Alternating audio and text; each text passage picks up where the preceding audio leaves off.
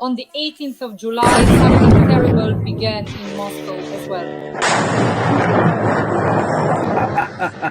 Wow. Oh my God! A residential complex, out of the capital, Moscow city. There was such an explosion here just now. Oh my goodness. Wow. Unbelievable. The asphalt just cracked here. The GUR carried out a brilliant special operation in Moscow, the Moscow region, St. Petersburg, and Kaliningrad. In short, something just blew up. The vibration was just like from a drone. Everyone woke up. Right now, we don't even know which tower got hit. A drone? Yeah, it almost hit us. The Kremlin is in a panic. Putin urgently convened the Security Council. The blast was so strong it just blew the clothes right off. I was in shock. No thoughts at all in that moment. I ducked down right away because I realized something had hit. The drones were somewhere above me. Right above me. Something's flying in over there. Do you hear it? There's a drone somewhere over there. Look, look, look. The AFU are attacking the enemy's tactical and strategic aviation at the airfield in the Voronezh region. A drone manufacturing plant in Tatarstan. Rulushi.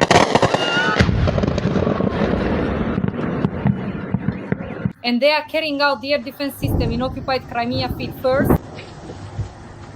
That's wild. On the 18th of July, Moscow city is being evacuated. Basically, something exploded. The US has authorized strikes on Moscow, St. Petersburg, and the Kremlin. I'm coming back to life. President Trump is openly suggesting that Zelensky strike Moscow and St. Petersburg. These missiles are already on their way. JASSMs and Tomahawks are capable of hitting targets in the center of Mordor's capital. Against the backdrop of drone strikes, there's an evacuation from Moscow city. Russian companies are sending people en masse to work remotely. Sobyanin is shooting down drones with his bare hands. Aviation collapsed at Moscow and St. Petersburg airport. There's panic and evacuation there. All of this is a new phase of the war and the end of the Kremlin's illusions. Today we're discussing this with Ruslan Kutaev, president of the Assembly of the Peoples of the Caucasus. This video is about the fear of Moscow, the fear of the Kremlin, and the fear of everyone who realizes that now anything is truly possible. For the first time since the war began, a direct statement was made. Moscow could be struck if the US provides missiles. And it's not just about the American JASSMs, which have a range of over 1,000 kilometers, but above all, about Tomahawk's long-range systems capable of hitting right at the heart of Mordor's capital. That's precisely why there's an evacuation from Moscow city. Employees are being asked to work remotely. The Kremlin is trembling not because of words, but because of signals. And today, those signals are coming through very loudly. What happens next?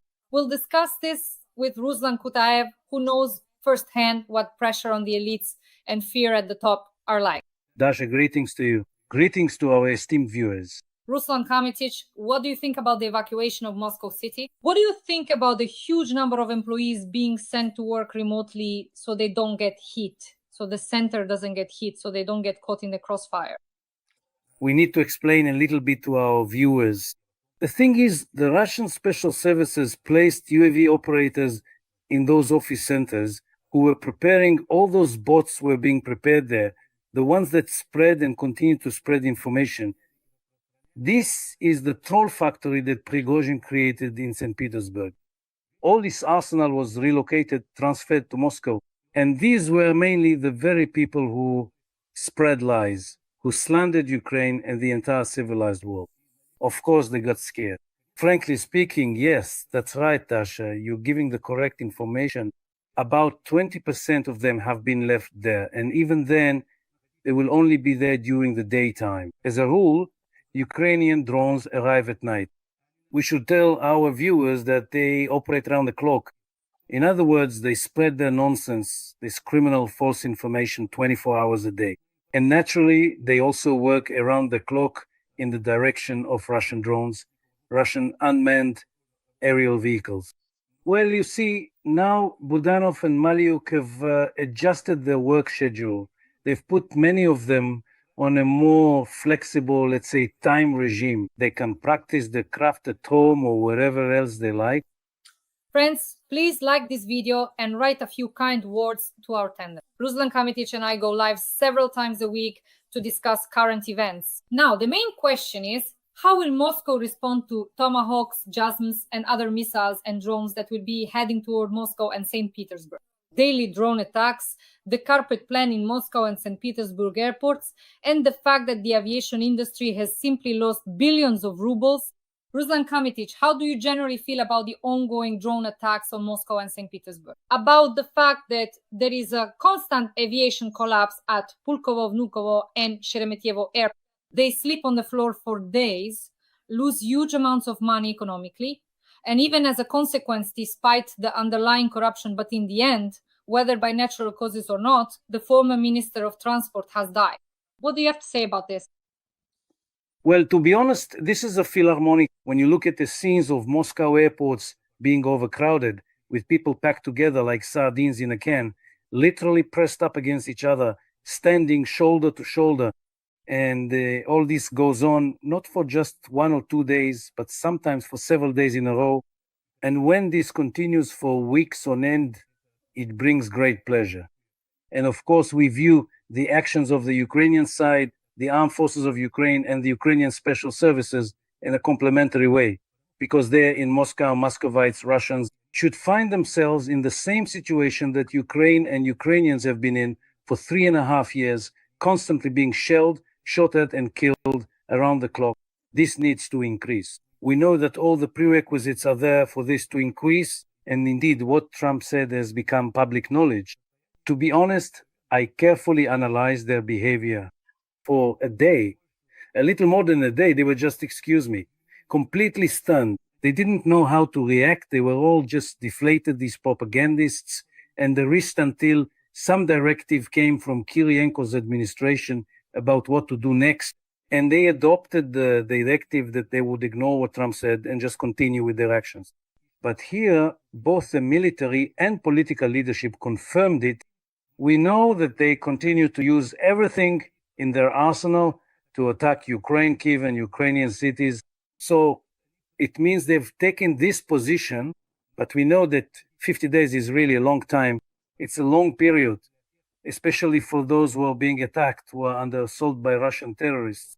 And that's why they're now trying to pressure Trump. Trump gave 50 days. He's blackmailing Putin, putting pressure on him. That's the kind of game they are playing with him. But unfortunately, this game ends up hurting innocent people in Ukraine. Well, let's hope that from this situation as well, without a doubt, of course, I have no doubt that Ukraine and Ukrainians will come out of all this with dignity. For now, it's hard to say what decision the American or Russian side will make regarding how they will act. They will keep playing, but we know one thing for sure. The crucial thing to understand is that this particular negotiator, who is very close to former President Donald Trump, a man named Kirilov, was his full last name again. I seem to have momentarily forgotten it. Yes, it was Kirilov, Dmitry Kirilov to be precise. He immediately made a statement after Trump acted rather tough, saying that the Russian side understands Trump, understands the Americans, and that we accordingly will act according to the situation as it develops. And he said that he is full of hope that America and Russia will eventually come to an agreement and that they will achieve peace. So at this point, I wouldn't venture to make any predictions. It's a very unclear matter. It's unlikely that any expert could do so because Trump's behavior is unpredictable. Putin actually believes that he caught Trump like a goldfish on a hook long ago. And basically, all this time, he's been manipulating him however he wants. He controls him. He twists Trump around his finger. Let's be honest, however he wants. Whatever Putin does, Trump, on the contrary, goes along with him and keeps doing so. But now there's a pause. Let's hope, as he promised, that the defensive weapons, specifically those Patriots, he promised will be delivered to Ukraine.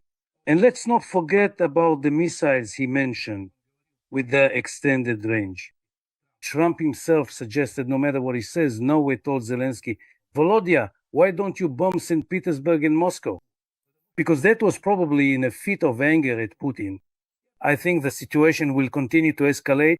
I think it will be interesting not because Russia will be ramping things up, but because Ukraine will be responding. Every day we see new technologies. Dasha, you and I have always talked about this. The new technologies that Ukraine is developing and that are being supplied to Ukraine by the West and the United States as well, give us every reason to hope that we are indeed moving toward victory. As for the death of the Minister of Transport, well, my opinion and perspective is that this was a demonstrative, symbolic killing. It's a reminder to the other members of the government, to the governors, to those people whom Putin for the past 25 years has allowed to do whatever they want to steal and act with complete impunity. He most likely gave them a signal, told them or passed on the message himself, saying that money is needed now, and money really is needed. Putin doesn't even have the money today to finance the front. Everything has failed, everything has collapsed. They thought they could hold out until the very end, until the money ran out, but there is no money. And now they have to invent and come up with something. I think we will still witness someone trying to escape. Some will run away, some will be killed. The infighting has already begun, let's say, among the second tier. It hasn't reached the first tier yet, Kiryenko, Patrushev, or Bortnikov. But the second tier includes ministers and governors. I think the infighting with them has already started, and they are already, let's put it this way, being dealt with quite specifically, and they're being shaken up pretty thoroughly, in my opinion. Ruslan Kutaev, Senator Lindsey Graham's statement was very telling when he said, "I would suggest asking Ayatollah Khomeini what happens on the 51st day." Thus, Lindsey Graham is hinting that America, certainly not directly, but most likely through the actions of the Ukrainian armed forces, will be able to attack targets that are close to Russia's nuclear triad. We're not necessarily talking about launchers right now. We're talking about fleets, yes. There's the Northern Fleet, the Pacific Fleet, and nuclear facilities in Crimea. I've analyzed that there are nuclear facilities and infrastructure in occupied Crimea like Feodosia, which has a radioactive waste storage site, Sevastopol, a base for nuclear submarines, and now Novorossiysk. Then Novorossiysk can be attacked. There's Kazakhia Bay, a restricted area, Balaklava, a former base with nuclear warheads, and the airfields of Havardisk and Saki, from which enemy strategic aviation can take off. So essentially, you could say that America, in the person of Lindsey Graham, hinted to Putin that his nuclear triad could be attacked on the 51st or 52nd day. What do you think? It could be anything. Web 2, Web 3. Ukraine has these capabilities, but the most important thing here is something else. I want to draw our viewers' attention to this. Very few people have actually thought about this. At one time, Trump warned Iran and said, 60 days, I'm giving you 60 days to resolve this issue, this disputed issue. And the attack by Israel was carried out precisely on the 61st day. In other words, Trump waited out the 60 days despite his, let's say, lack of seriousness on many issues, at least in this case, regarding the deadline set for Iran. Trump stuck to it, and most importantly, he did so successfully. The Americans attacked the nuclear facilities, and nothing happened to them. Trump is triumphant. Trump announces to the whole world that he has won. Whether he stopped the nuclear, stopped it or not is another question. But the most important thing is that Trump did it, and he succeeded. Now, being, let's say, on this note of victory from the previous deadline he set, he is currently very determined. The 51st day is a very significant number for Russia, and everyone is already talking about it. The 51st, he gave 50 days. And we'll see on the 51st day how he behaves. And here you were right, Dasha. This isn't a case where American aviation will come and bomb some Russian targets. No, it will be the glorious Ukrainian army that does it. It will be the glorious Ukrainian special services. We don't know how they'll do it, but we know that they will. That's the key point. We know that Ukraine will do it. And most importantly, Russia knows and Putin knows that Ukraine will do it.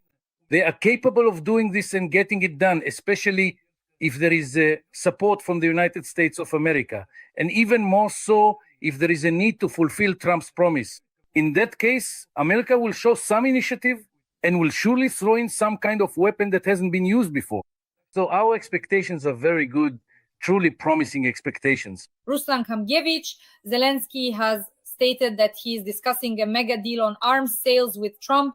In an interview with The Post, Volodymyr Zelensky said that his last conversation with Trump was about an agreement under which the US and Ukraine would support each other in the development of aerospace technologies, and that both sides are discussing a deal involving the purchase of American weapons in exchange for the sale of Ukrainian drones. This is a mega deal. We, the American people, need these technologies. They should be in your arsenal. I think it's a mega deal, as they say, a win-win situation for both sides, President Zelensky stated. And what does this mean in practice? Ruslan Kutaev. Every voice matters. Join our community, support independent journalism and help us bring you the truth from Ukraine. Become a member of Ukraine Today. Join us now. In practice, this means that the Ukrainians have advanced further than anyone else Israel, the United States of America, China in the field of drone development and unmanned aerial vehicle engineering. In fact, Ukraine has always been at the forefront in terms of military and engineering thought during the Soviet Union era. It's no coincidence that shipbuilding, engines, and that engine manufacturing plant are in Mykolaiv. That says a lot.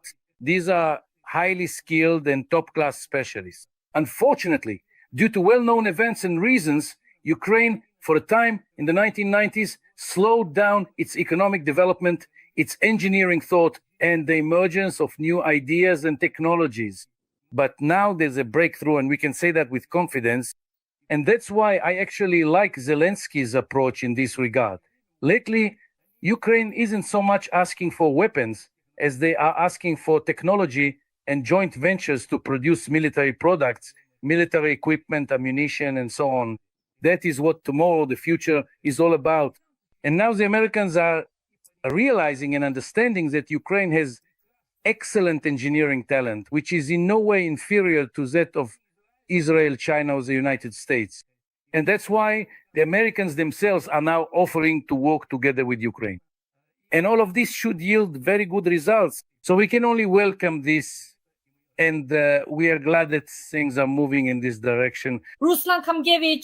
Now let's talk about the Senate. We see that the Senate was ready to impose sanctions by the end of July, but due to Trump's negative stance, this was postponed until September. Ruslan Kutaev, do you think that Trump gave Putin the opportunity to launch a large-scale offensive during these 50 days? Because there is already information ported by all the world's media that Putin is preparing 160,000 Russian troops for an advance, for a new wave of offensive actions on Ukrainian territory. He will be doing this over the next 50 days. Perhaps this was indeed a deal between Trump and Putin. So in this way, did Trump allow Putin to occupy territory over the next 50 days? You know, Dasha, I don't want to deceive myself. I equally admit that Trump could have done this, Trump could have done this. I'm not insisting on it, but I allow for the possibility that this could have happened. They could in principle have come to an agreement and Putin says to him, well, give me 30 days. Trump says, I'll give you 50 days. Here are 50 days, settle all your issues. Basically, it could have happened this way, but it could also have been different. In the end, Trump's entourage, they eventually tell him, this self-absorbed Trump, who loves himself to an unbelievable degree, they say, they're making fun of you. The Russians are mocking you. On their propaganda shows, they're dragging you through the mud like some country bumpkin.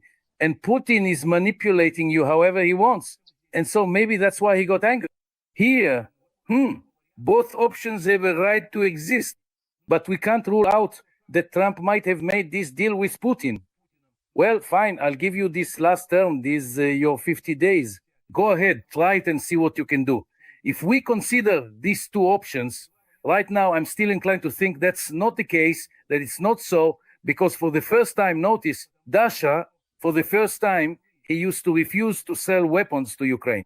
The Europeans had long been suggesting, sell to us.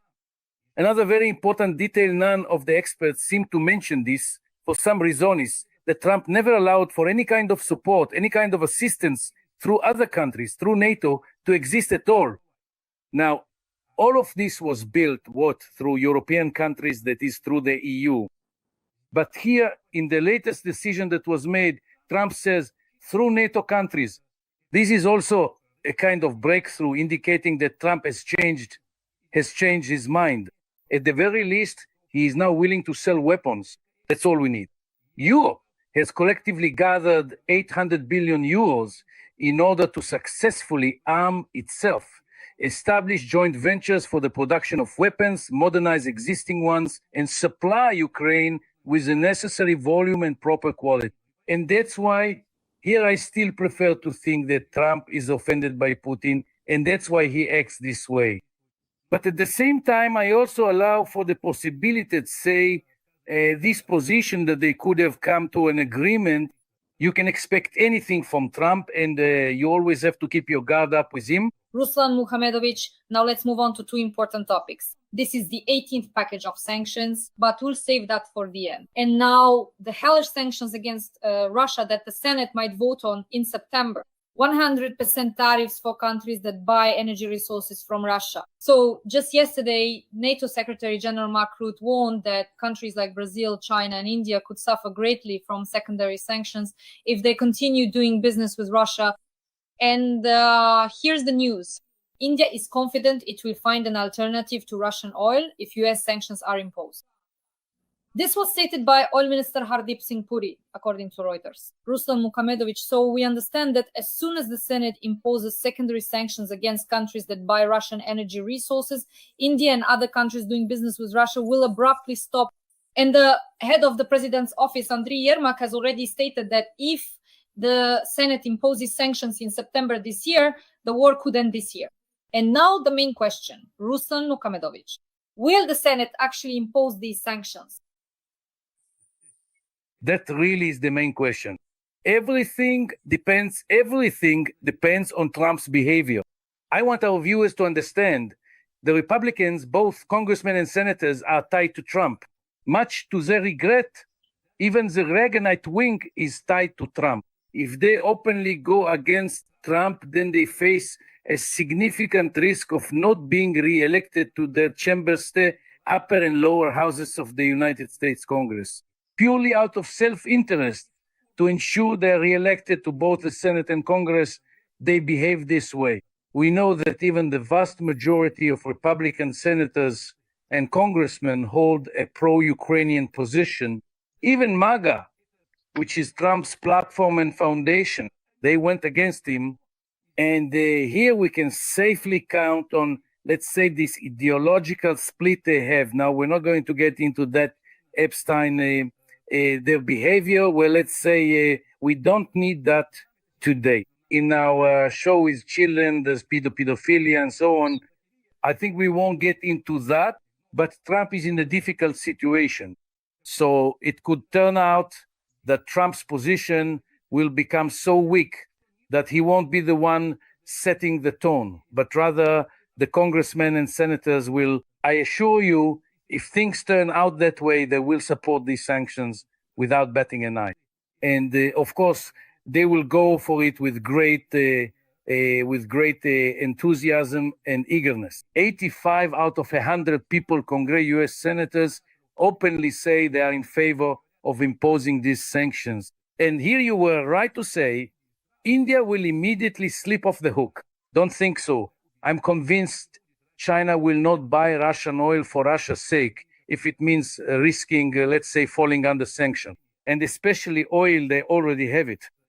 I mean, China buys 70% of Iran's oil. China has a choice. To bail out Russia and put itself at risk, China won't do that. So as for Brazil, why would Brazil need this when Venezuelan oil is right at hand and so on? So in this way, we can confidently say that if these sanctions are imposed, this last source of income, the funding for the war, without exaggeration, well, I won't say it will be completely cut off, but it will be very seriously limited. And in this case, the economy is already collapsed and at rock bottom will fall apart even further. Pensions will stop being paid, students will no longer receive their stipends, and so on. And all of this will quickly escalate and spill over to the front lines when there is absolutely nothing left to pay those whom they've now forced onto the front. Ruslan Muhamedovich, regarding the European Union, they still can't manage to vote on the 18th package of sanctions. They keep postponing it, supposedly until the end of this week. We're going on air on Friday, and I think they'll be considering all of this closer to the evening and beyond. In other words, they need to bring the price of oil per barrel down to $45, but so far they haven't managed to do. Slovakia is blocking this issue. Do you think they'll eventually be able to vote on the 18th package? And is it possible that August, which has always been a difficult month for the Russian Empire, I call that country? Historically, yes.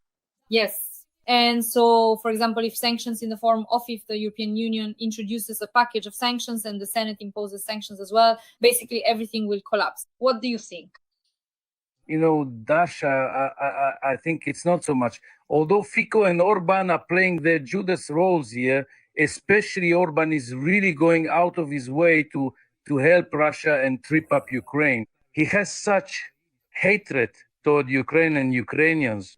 I think it will come back to him 100-fold, absolutely. So I think that ultimately the behavior of these two Orban is definitely connected to Trump. This is Trump's attitude. I think it was Trump who pressured the Europeans and prevented these sanctions from being imposed. We remember the last time they met, and it was right before this. And in fact, that's why Europe postponed things until after the meeting when they met at the European G7 or G8 summit end here. Trump really expressed his wishes and openly imposed his attitude on Europe. I think this will pass as well. And if Trump's current attitudes remain in line with this, and in the end he stops looking back at Putin and Russia, then these sanctions will go through. I'm sure somehow, I'm always convinced that the Europeans will find an approach to these two European troublemakers who are stirring things up over there. Remember when Europe wanted to adopt another round of sanctions, Orban was blocking it, and then the former German chancellor asked him, go take a walk to the restroom. And in his absences, you can vote when someone is absent, they voted and passed it. They can do exactly the same thing now. Merkel now, she could send him not just to the restroom, she could send him anywhere she wants. This guy is very determined to support Ukraine. And that's why I still think the main reason lies in America and in Trump. And I still believe and am convinced that in the end, of course, Europe will adopt these sanctions. I think these sanctions are close. And as for the procedure to get around the mood of these two gentlemen, if you can even call them that, Pfizer and Orban, they will find a way and there will still be progress.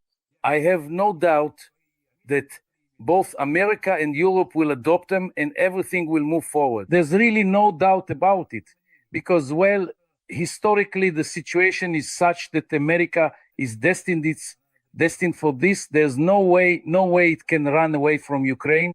Even if Trump tries to run away, I've always said this a year ago and after he came, if he runs away, he'll end up coming back to Zelensky and asking to be let back in. Because his political future and that of the Republicans is tied to Ukraine and to Ukraine's victory. And that's why Ukraine isn't asking for anything. They're simply saying, sell us weapons, we'll develop your weapons, we'll improve them technologically. Today, we see Trump making an offer to Zelensky about what they've improved. Let's share technologies. This is the truth. This is the reality of life. And neither Trump nor Zelensky nor anyone else can escape it. Dear audience, Ruslan Muhammadievich and I work for you several times a week, so every like, every comment, and every subscription is invaluable to us. Like this video, subscribe to my YouTube channel, and let us know in the comments where you're watching us from. I give likes and hearts to viewers from different locations. Thank you very much. President of the Assembly of the Peoples of the Caucasus, Ruslan Kutaev. Ruslan Muhammadievich, thank you. And as always, see you next week. All the best. Take care. Until next time.